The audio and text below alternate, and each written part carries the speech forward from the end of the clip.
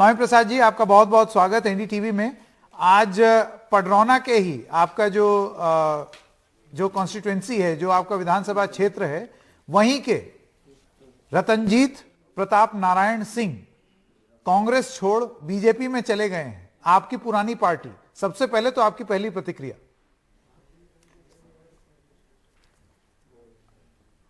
BJP को मुबारक हो। नहीं, बीजेपी को तो मुबारक है, लेकिन स्वामी प्रसाद जी, वो जो आरपीएन सिंह जो करने वहां गए हैं, उसके बारे में आपको क्या लगता है?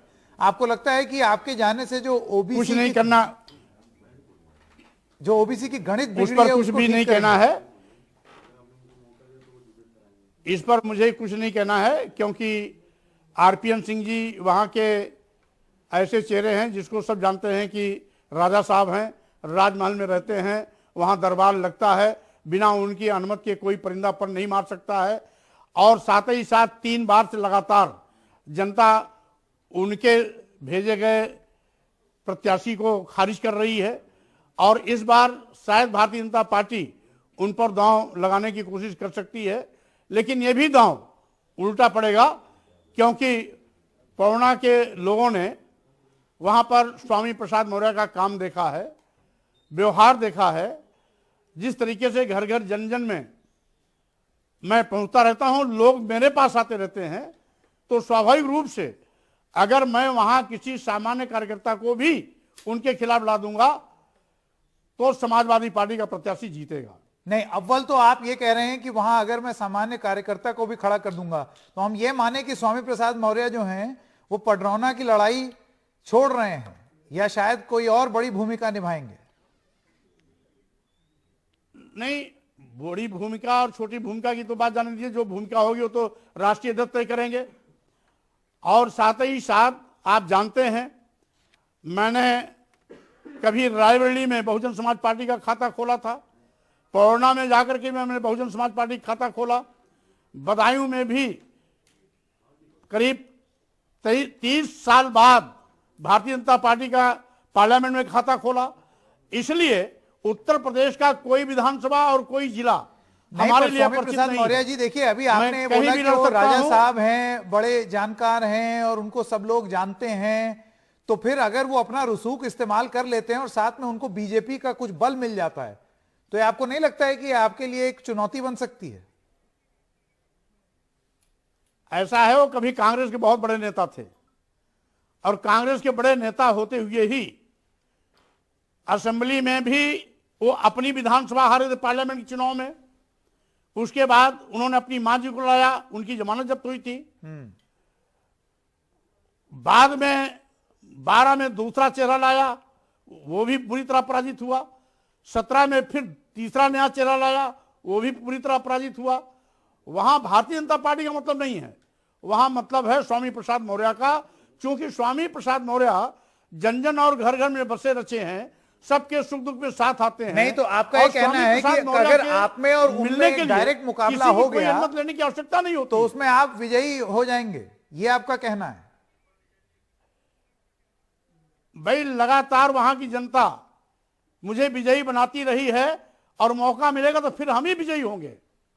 पर ये जो ओबीसी की गणित है, देखिए, वो भी कुर्मी समाज से आते हैं, उसके नेता हैं। आपको लगता है आपके जाने के बाद ये ओबीसी की गणित फिक्स करने की कोशिश कर रही है भाजपा? आप सर्टिफिकेट उनको भले ओबीसी दे दें, लेकिन वो राजा साहब हैं, वो राजमहल में पैदा हुए हैं, राज दरबार उनका चलता है, और उनकी पहचान वहां ओबीसी से नहीं है, राजा से है। और राजाओं की कोई जात नहीं होती है, राजाओं की जात केवल राजा होती है। उनका रिश्ता भी राजाओं के यहां होता है, किसी सामान्य, किसी बैकवर्ड जात के व्यक्ति क्या नहीं होता। वो राजमहल की रिश्तेदारी राजमहल से होती है। नहीं, तो राजा का कोई अगर राजमहल में पैदा हुआ जात भी राजा की है। भाई, अगर कोई राजमहल में पैदा हुआ है स्वामी प्रसाद मौर्य जी, तो इसमें उनका क्या दोष? मैं आपसे ये जानना चाहता हूं कि ये जो राजमहल पर आप जोर दे रहे हैं, क्या यही चुनावी पिच होने वाली है स्वामी प्रसाद मौर्य की, कि वो रहने वाले महलों के मैं जनता का सिपाही? नहीं भाई, देखो, ये पहले से वहां की जनता ने प्रमाण पत्र दे दिया, राजमहल को खारिज कर दिया है, और संघर्ष करने वाले को उन्होंने चुना है। तो इसलिए एक बार नहीं 3 बार लगातार चुना है। तो पडरौना की जनता फिर से अपना परखा हुआ चेहरा चुनेगी। लेकिन स्वामी प्रसाद मौर्य जी, आप बार बार परखा हुआ चेहरा कह रहे हैं। इस कोरोना काल में स्वामी प्रसाद मौर्य ही इस सरकार में थे, 4 साल 11 महीने तक इस सरकार में मंत्री रहे, और जितनी आलोचना इस सरकार की हुई जो आप अब कर रहे हैं कोरोना काल की, वो आपसे लोग दिक्कत पाएंगे ना। अब आप कह रहे हैं कि पिछड़ा समाज जो है वो उपेक्षित महसूस कर रहा है। कोरोना काल का जिक्र तो मानवर आपने कर दिया, कोरोना काल का जिक्र तो आपने कर दिया, लेकिन कोरोना काल में भी उस समय हम और हमारे वर्करों ने लग करके पूरी वहां पर सेवा की है, इसलिए कोरोना काल का कोई निगेटिव पॉइंट नहीं है। बात इसकी नहीं है कि भारतीय जनता पार्टी की उपलब्धियों में चुनाव होगा, बल्कि भारतीय जनता पार्टी के दलित विरोधी चेहरे पर, पिछड़ा विरोधी चेहरे पर, किसान विरोधी चेहरे पर आज जिस तरीके से छुट्टा सांड और छुट्टा जानवर किसानों का फसल चौपट कर रहे हैं, तो यही मैं कह रहा हूं ना, ये चेहरा स्वामी प्रसाद मौर्य ना होकर के आरपीएन सिंह कैसे हो जाएंगे? इन पर चुनाव होगा। अरे मौर्य जी, मुझे ये बताइए कि ये चेहरा जो है वो आप ना होकर के वो कैसे हो जाएंगे? क्योंकि अब तक तो इस सब के लिए आपको जिम्मेदार ठहराया जाना चाहिए। 4 साल 11 महीने तक तो आप सरकार में थे ना। भाई सुनो, आपको घुमाने से बात नहीं घूमेगी, जनता देख रही है। और साथ ही साथ हम जहां तक जानते हैं, कांग्रेस में आरपीएन सिंह की हैसियत बहुत बड़ी थी, भारतीय जनता पार्टी में आने से उनकी हैसियत छोटी हुई है। कैसे कैसे? और जब बड़ी हैसियत के नेता थे, कैसे? और जब बड़ी हैसियत के नेता थे, सुन लीजिए, सुना रहे हैं, जब वो बड़ी हैसियत के नेता थे तो भी चुनाव हारते रहे हैं, और भारतीय जनता पार्टी ने उनको तो और बौना साबित किया है। और इस समय भारतीय जनता पार्टी का विरोधी चेहरा भी आ गया है। मैं वही तो कह रहा हूं, आज ऐसे समय पे आरपीएन सिंह जी आए हैं जिस समय भारतीय जनता पार्टी की खटिया खड़ी बिस्तरा गोल हो रहा है, लुटिया डूब रही है, आज सत्ता से बाहर जा रहे हैं, ऐसे समय पे आए हैं, तो स्वाभाविक रूप से उनके आने का जो समय है वो हम समझते हैं उचित नहीं है। मतलब उनको फिर कहां चला जाना चाहिए था? उनको भी आपकी तरह सपा में आना चाहिए था क्या? नहीं, वो पहले जहां थे इससे बेहतर थे, बस इतने में जानता हूं। नहीं, पहले बेहतर थे भाई, उनका ये कहना है कि मैं तो बीजेपी में आया, देर आए दुरुस्त आए। उनका तो बयान आपने सुना होगा, वो कह रहे हैं देर आए दुरुस्त आए, मैं बीजेपी में आ गया। भाई इसीलिए तो हमने उनको मुबारकबाद दे दिया ना। हमने बीजेपी में जाने का और बीजेपी को भी मुबारकबाद दिया कि बीजेपी को मुबारक हो। हम कहां विरोध कराएंगे, नहीं जाना चाहिए, गए, अच्छी बात है।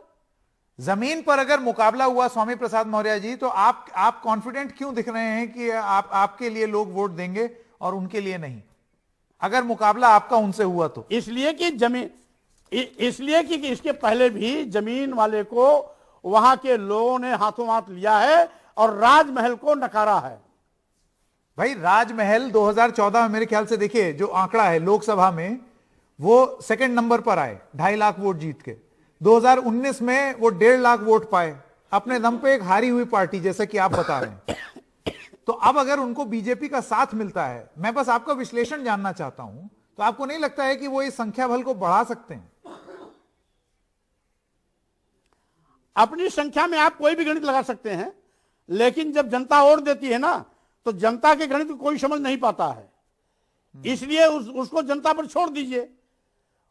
वो बार बार अच्छे बुरे में अंतर करके अपने नेता का चयन किया है, आगे भी कर लेगी। मेरा आखिरी सवाल स्वामी प्रसाद मौर्य जी, आपको लगता है कि पश्चिमी उत्तर प्रदेश में पडरौना से या जहां से भी आप लड़ेंगे, वहां ये वाली बात आप लोगों तक भी लेकर के जाएंगे, राजमहल बनाम मैं?